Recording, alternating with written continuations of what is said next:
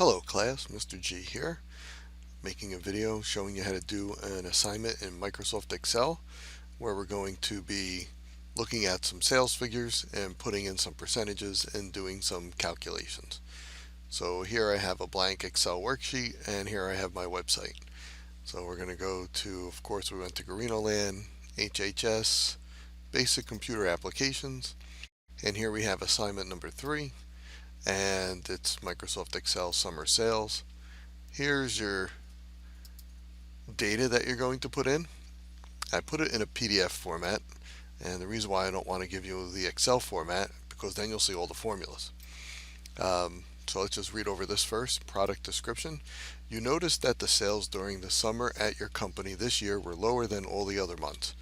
As the sales manager, you decided to set up some percent increase goals to try to get your summer sales even with the sales for the rest of the year.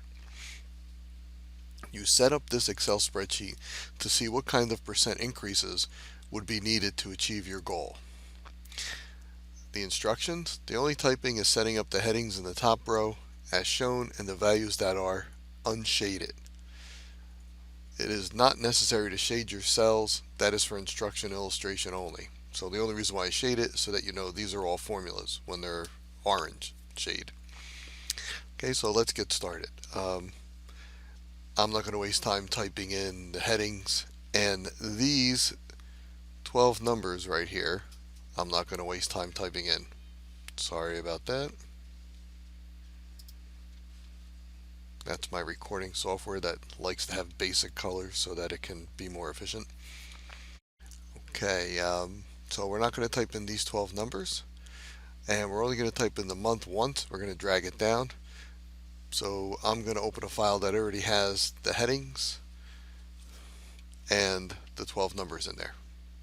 And I did that just before, so let me get to that. Okay, so here's the headings. You need to type them in, make them look pretty. You're supposed to know how to do that. Then you're going to type in these 12 numbers, which you get from right over here. Over here, you're going to type Jan space 2009. Do not type just 09. It will mess up. Watch the difference. I want it to go up by months. So if I click here and I drag, notice it's going up by months, and I want it to go all the way down to December 2012. So I'm going to have to go past the bottom of my screen a little bit and then it'll scroll. If I go too far, which I did, just go back up a little until it ends on December 2012 and let go. Okay, so now I have all the months of the year. If you had done it wrong and you typed in January 09 and hit enter, it thinks you mean the 9th of January and therefore it goes up by days. And then it's actually very hard to force it to go back, because if you say, oh, Garino said put in the 4-digit year, it still wants to go up by days. So once you do it, you're kind of like, makes it real difficult to get it back the way you want. It gets a little stubborn. So make sure you do it the right way to begin with.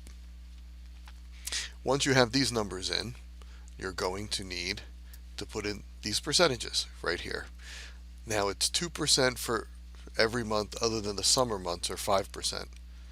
And the reason why 2%, as a sales manager saying to your boss, hey, you know, our sales are going to go up 2%. That's what we always do. But I'm going to work real hard to get the summer months to go up 5% so that we can start leveling out. If you look over here, January, February, March, April, May, they're all in the 3s. But then when we go to June, July, August, they're only in the 2s. And then September, October, November, December, they're back in the 3s. So for some reason, this company slows down a little in the summer, and you as a sales manager is going to try and fix that. So that's why these percentages, that's kind of like your goal. So I'm going to type in over here, starting January 2010, 2%, so 2 and then the percent sign, and then 2 and then the percent sign. If you want, you could copy, Control C, paste, paste with Control V, paste, and then when you get to June, don't paste yet, 5%. And then if you want to copy that and paste it twice, go back up to 2%, copy it, paste it, paste it, paste it, paste it. Now the next 2 years are the same exact set of percentages. So rather than do that all over again, how about we click here, hold down, drag to highlight all, Control C to copy, click here, Control V to paste, click here, Control V to paste. So now you're done with all your percentages. The formula you put in here, well, that's sort of the tricky part. So let me explain that. Okay, so let's go over here and use a different example than these crazy numbers and percentages.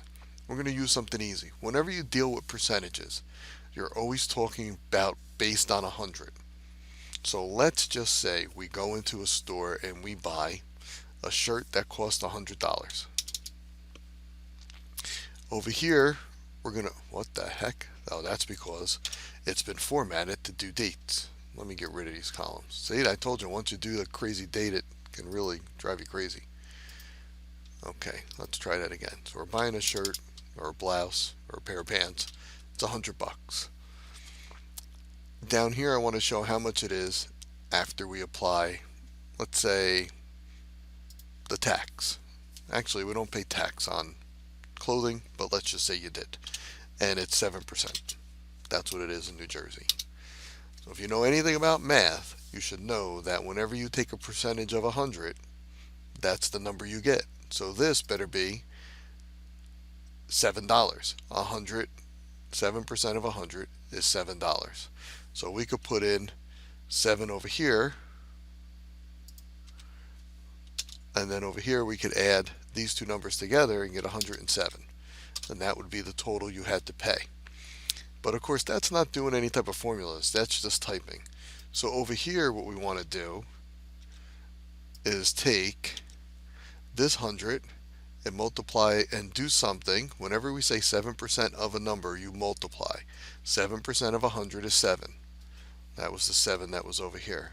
When we add 100 to 7, we get 107. Why are we adding it? Well, the shirt or the blouse or the pants is $100. But you can't walk out of the store just paying 100 when something's taxable. You have to give them the other $7 for the tax. So then it comes out to 107 total. So you have to write a formula that first multiplies the two numbers together. Whatever that number is then has to get added back into the original. That's the formula you need here. Multiply together, add back in the original. Okay, that's enough of a hint that I can give you.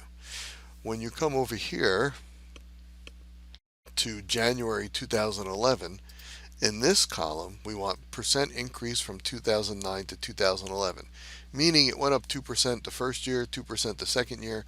How much of a percentage is that from the first year to the third year, meaning over a 2-year span? Well, now we want to calculate percentage. We already have this number here, and we already have this number here for January 2011. After we write this formula, we're going to drag it down and it's going to fill in all of this. So January 2011 is going to be the number 3.36. I'm just going to type it in because I don't want you to see the formula. I want you to figure that out.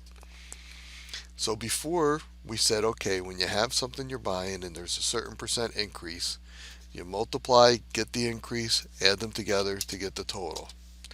Now we're going the other way around. Over here we want the number 4.04%. How are we going to get that? Well, when you got a number and you go up by a percent, you multiply and then add. So to get the percent when you have the two numbers, you do the opposite. You divide and then subtract. Divide and then subtract. You might get a number that doesn't look like 4.04%. You might get something that looks like 0.0404. Realize that this number and this number is the same number. All you have to do to this to make it look like that is go up to Format, Format Cells, choose Percentage, and then they're the same number. They were always the same number. If you know anything about math, decimals and percentages are equivalent by a factor of 100. That's all percent means. That's why I used 100 over here, because hopefully it's easy to understand. The 6.12 over here is just what number you take over here in January 2012, and we want to go all the way back to the beginning, so it's over another year. So we go back 1, 2, 3 years, and we see how much of an increase we made over 3 years. So that's how you get those other two columns. Remember, that would be divide and subtract. Over here would be multiply and then add. Okay, so enough of a hint for you. Okay, so now what we want to do is make a chart. To make a chart, and what I've shown you here is the completed spreadsheet, what you want to do is select all of the months and the sales in millions. Percent increases are not really data, they're calculations, so you don't want to select this stuff. You certainly don't want to select the headings. You don't want to get any blank cells over here. You want these two columns.